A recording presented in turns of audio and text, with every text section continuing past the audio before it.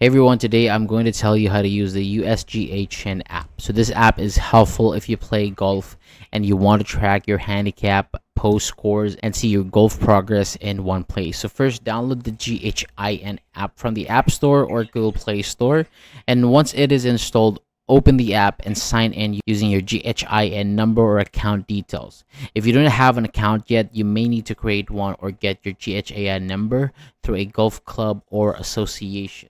And after logging in, you will see the main screen, and from here you can check your handicap information and explore the app's main features. So to post a score, tap the score posting option, choose the course that you played, enter your round details, and submit it. You can also view your scoring history and handicap updates.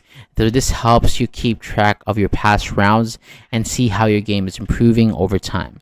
And that's how you use the USGA Chin app. Thank you so much for watching. For more videos like this, hit the subscribe button below, and I'll see you on the next video.